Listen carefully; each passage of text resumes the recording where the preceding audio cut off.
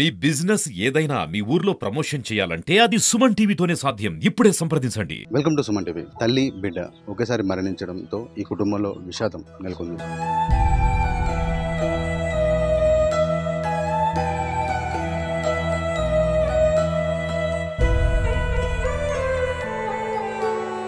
ప్రస్తుతం మనతో పాటు కావేరి భర్త ఉన్నారు. వాడిని అడిగి తెలుసుకునే ప్రయత్నం చేద్దాం. మీ పేరేం పేరండి? నా పేరు పరమేష్. ఎలా జరిగింది అసలు?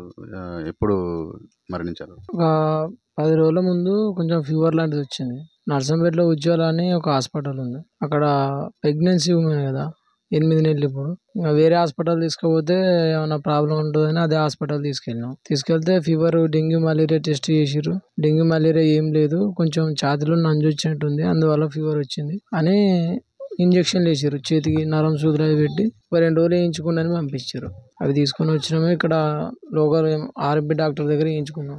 అయినా తగ్గలేదని మళ్ళీ అది హాస్పిటల్కు 2 రోజులు అయినాక వెళ్ళినాం.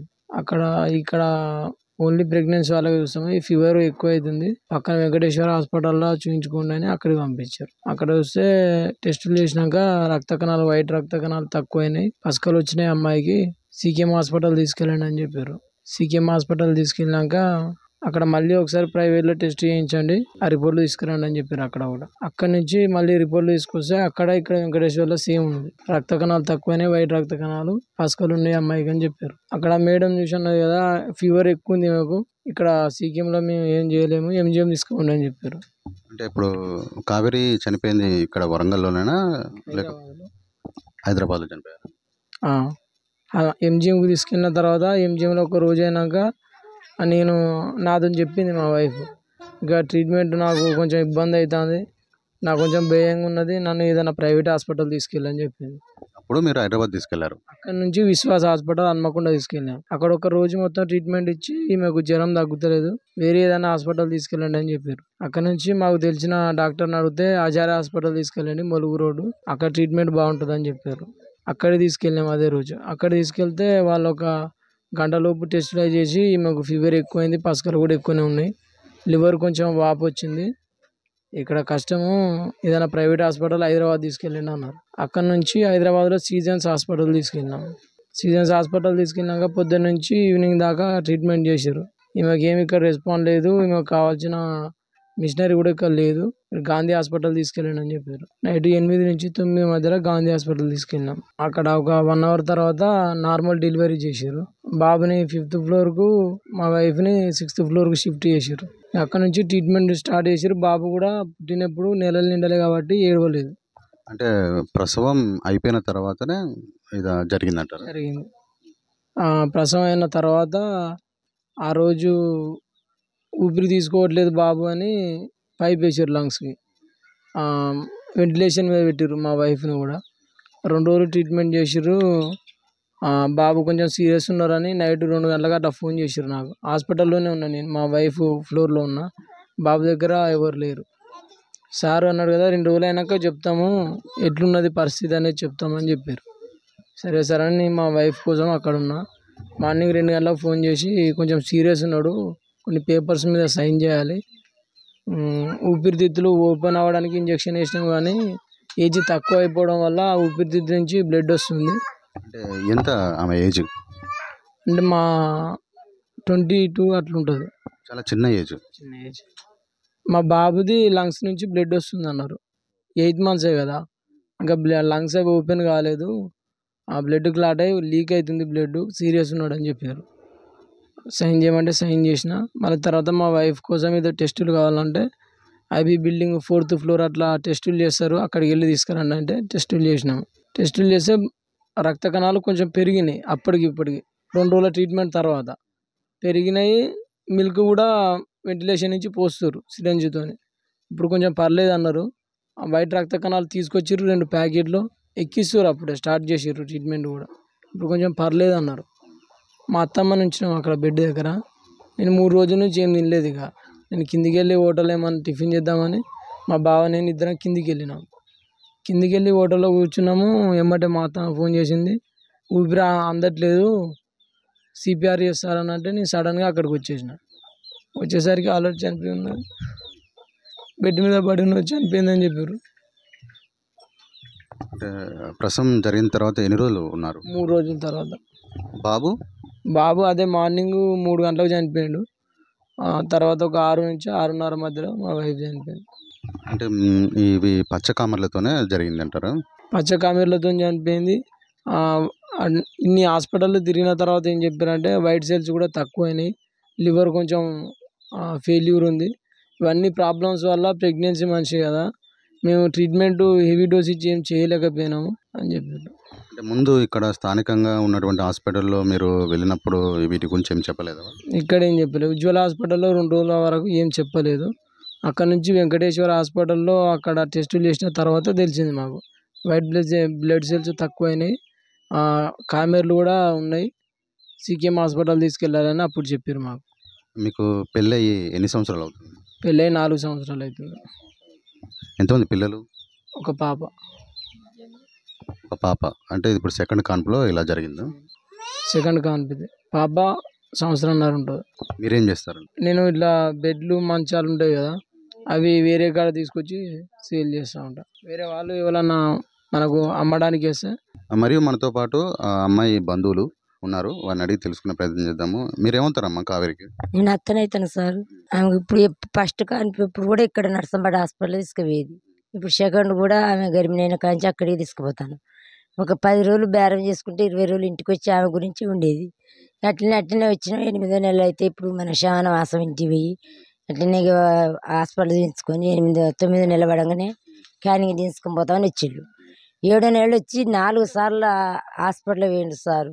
4 సార్లు పోయినా ఏం లేదు, మంచిగానే ఉన్నారు, మంచిగానే ఉన్నది, పాప మంచిగా ఉంది, నువ్వు మంచిగా ఉన్నావు. 9వ నెల పడగానే వచ్చి క్యానింగ్ తీసుకుంటే నీకు డెలివరీ డేట్ ఇస్తాం అన్నారట. సరే మంచిదని ఊరుకున్నారు. అంతలో మొన్న 2-3 రోజుల కిందనే 10 రోజుల ముందు ఇక నాకు జ్వరం వస్తుంది అన్నది. వస్తే అమ్మ పోదాం, అక్కడికి పోదాం, మరి ఎక్కడికి తీసుకెళ్ళినా ఎవరు పట్టింపు చేయరు కదా, అక్కడికి పోదాంపా అంటే మా కొడుకు తీసుకొని పోదామంటే పోదాంపా అని పోయిండు. అక్కడికి పోయిపోతారికి అక్కడ చూసిందట ఆ మేడం అన్ని రక్త పరీక్ష చేసి డెంగ్యూ లేదు, మలేరియా లేదు, ఈమెకు గుండె కొంచెం ఆపు వచ్చినట్టున్నది, ఏ ఇబ్బంది లేదు, ఇవి తగ్గుతేందుకు నేను ఆ 3 రోజులకు 6 సూదులు ఇస్తా, నిమ్ము వచ్చింది, నిమ్ము తగ్గుతేందుకు 6 సూదులు ఇస్తా, 3 రోజులు వేయించుకొని రండి, మరి ఇక్కడ ఉంటారా అన్నదట. ఇక్కడ ఉంటా అంటే చిన్న పాపైనా గీడ నక్కిన పిల్ల అంటే నేను ఎప్పటికీ ఇక్కడ ఉండలేను కదా, టైం వచ్చినా మళ్ళీ మధ్యాహ్నం వస్తా, మీరు పొద్దుగాలు వచ్చినా మధ్యాహ్నం వస్తా, అందు గురించి ఇక్కడ ఉన్నాయి ఇవే సూదులు వేసుడు కాబట్టి ఈయన దగ్గరనే కదా, 3 రోజులు వేయించుకొని రా, తగ్గపోతే నేను పెద్ద సార్కు చెప్తా అన్నదట. అంటే గతంలో ఏమైనా అనారోగ్య సమస్యలు ఏమైనా ఉన్నాయా?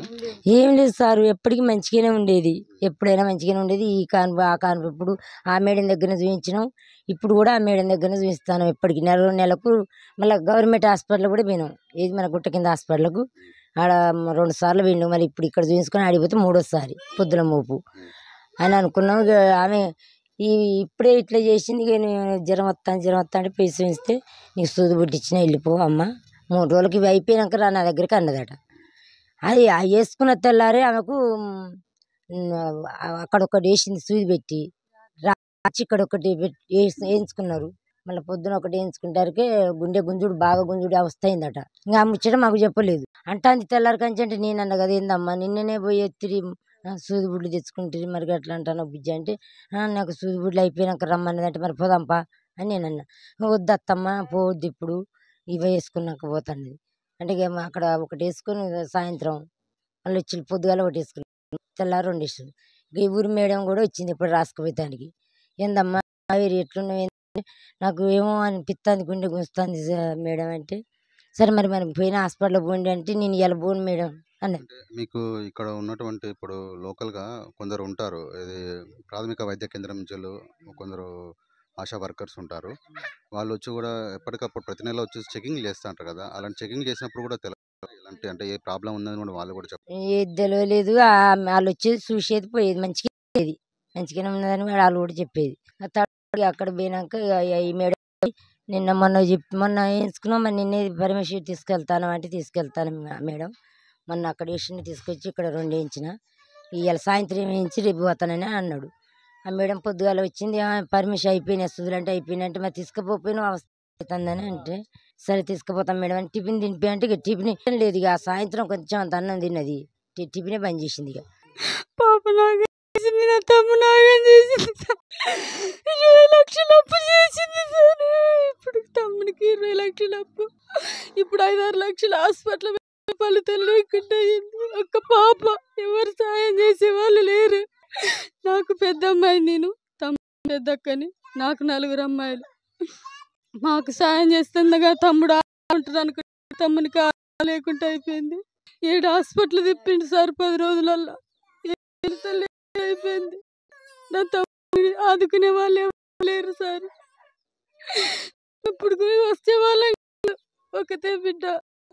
మా అమ్మ నాన్నకు బీపీ షుగర్, వాళ్ళు ఎప్పుడు పడిపోయేది తెలియదు. మందులు వాడపోతే నెలకు వాళ్ళు షుగర్ బీపీ చెక్ చేయించుకోవాలి. అన్న తాగుతాడు బాగా, అన్న పట్టించుకోడు. అన్నకి 2 కానీ వేరే ఊళ్ళో ఉంటాడు. ఈ ఊరు కాక ఇప్పుడు 4-5 సంవత్సరాలు అయింది. 20-30 లక్షలు అప్పు అయిందని ఇక్కడికి వస్తే అందరూ ఇబ్బంది పెడతారని రాలే. తమ్ముని భార్య జన కూడా అప్పులోళ్ళు ఇక్కడికి వస్తే ఇబ్బంది పెడతారు, ఎవరన్నా ఏమంటారు అనుకొని రాలే. అప్పులు ఉన్నా అన్న వస్తే ఉంటుంది అనుకొని అప్పుల కింద భయపడ్డాడు సార్. తమ్ముడు గుండె చెదురుతాడు, ఒక్కతే పాప, ఎవ్వరు ఆధారం లేరు. ఎంత వయసు ఉంటుందమ్మా పాపకి? సంవత్సరంన్నర సార్, సంవత్సరంన్నర. నా తమ్మునికి చేస్తాను అనుకుంటే నాకు 4 ఆడపిల్లలు. నా తమ్ముడు నాకు ఆధారం ఉంటుంది అనుకుంటే వానికి వాడు ఆధారం లేదు. పెద్దన్న తాగుతాడు బాగా, ఆయన పట్టించుకోడు. మా నాన్నని, అమ్మకు నాన్నకు షుగరు బీపీ, ఎప్పటికీ వ్యాపారం పోయి వ్యాపారం, మంచాలు అల్లుకుంటూ రోజుకు 300-400 వస్తాయి. అవి ఇన్ని రోజులు పాపకు పాల డబ్బాలు, తల్లి ఉన్నప్పుడు పాలు ఇవ్వలే. ఆమెకు ఉంటుందని పాలు ఆఫ్ చేసిర్రు. సంవత్సరంన్నర పాల డబ్బాలే పెడతారు. పాపకు కూడా ఇప్పుడు పాలు కావాలి, నైట్ లీటరు, పొద్దున లీటర్ పాలు కావాలి, నైట్ తెల్ల లేవాలి. బీపీ షుగర్ ఉన్న మనుషులు ₹1 డబ్బులు రోగాలు ఇచ్చేవాళ్ళు లేడు. 8 లక్షలు అప్పు చేసి హాస్పిటల్ తిప్పారు. ఇంతకుముందుకే 20 లక్షల దాకా అప్పు. ఇప్పుడు ఎంతవరకు ఖర్చు అయిందమ్మా అమ్మాయికి? ఎంతవరకు ఖర్చు పెట్టారు? 6,50,000 దాకా అయింది సార్. అయినా ఇంకా 6 లక్షలు ఇస్తే ఆపరేషన్ చేస్తానని చేసిన ఫలితం లేదు. హాస్పిటల్ పోవాలంటే 7 హాస్పిటల్ తిప్పినాక గాంధీ హాస్పిటల్ పోతే బాబు పుట్టిండు. పుట్టిన 4 గంటలలో బాబు చనిపోయిన 2-3 గంటలకే పుట్టిండు. 2-3 రోజులు ఇద్దరిని ఎక్సలేషన్లో పెట్టిర్రు. బాబు 2-3 గంటలకు తల్లి. తమ్ముడు ఒక్కడే ఉన్నాడు, ఎవ్వరు లేరు అక్కడ హాస్పిటల్.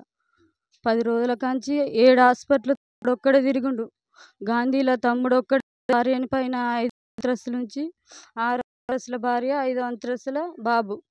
మొత్తం హాస్పిటల్ అంతా బెడ్ టెస్టులు, 7-8 టెస్టులు, బ్లడ్ తేవడం, రక్త కణాలు పరీక్షలు చేపించి తేవడం అన్నీ తమ్ముడే చూసుకున్నారు. వాళ్ళ దోస్తులు వాళ్ళు వీళ్ళందరూ కలిసి 6,50,000, 7 లక్షల దాకా పంచారు. అవైనా అప్పులు. ఇంతకుముందుకు 20 లక్షల దాకా అప్పున్నది సార్. ఇంటి మీద బాకీ, మా పెళ్ళిళ్ళకు, అన్నకు ఇది వరకు ఫస్ట్ పెళ్ళి అయ్యి క్యాన్సిల్ అయిపోయింది. ఆమెని ఆమెను చేసిర్రు. ఆ అప్పులు ఈ అప్పులు 20 లక్షల దాకా నాన్నకైనాయి. నాన్న వ్యాపారంకి వెళ్తే 200-300 కూడా చేయలేడు. వాళ్ళు షుగర్కు బీపీకి ప్రతి నెలకు మందులు వాడాలి. ఎవరైనా చేసేవాళ్ళు ఉంటే చేయండి సార్. నా తమ్ముడి పరిస్థితి వేస్తుంది. నా తమ్ముడు నాగం చేసిపోయింది. మంచి వ్యక్తి, ఎవరిని ఏమనిపోయేది. డబ్బు లేకున్నా నన్ను మంచిగా చూస్తున్నాడు. మీ తమ్ముడు నేను మంచిగా పోతా, నాకు డబ్బు ధనం లేకున్నా 200-100 వ్యాపారం చేసినా సాధ్య చాలన్నది. ఇంత బ్రతకాగం చేసి వెళ్ళిపోయింది. ఎవరైనా సాయం చేయాలి ఉంటే సాయం చేయండి సార్. 20-30 లక్షల దాకా అప్పున్నది తమ్మునికి. అన్న అవుతాడు బాగా, అన్న పట్టించుకోడు. అమ్మ నాన్నని బీపీ షుగర్, వాళ్ళు మందులు వాడారు. ఇప్పుడు పాప చూసుకోవడానికి ఇబ్బంది. సాయం చేసే చేయండి అని కోరుకుంటున్నాను సార్. కేవలం 23 సంవత్సరాల అతి చిన్న వయసులోనే వివాహిత మృత్యువాత పడేది. పచ్చకామర్లతోనే తను మెరుగైన వైద్యం కొరకు బతికి వెళ్ళగా అక్కడ మంగళవారం రోజు ఒక మగబిడ్డకు జన్మనిచ్చిన తర్వాత కొద్దిసేపటికే మరణించడం జరిగింది. ఆ మరణించిన తర్వాత ఒక మరుసటి రోజు తను కూడా మరణించింది.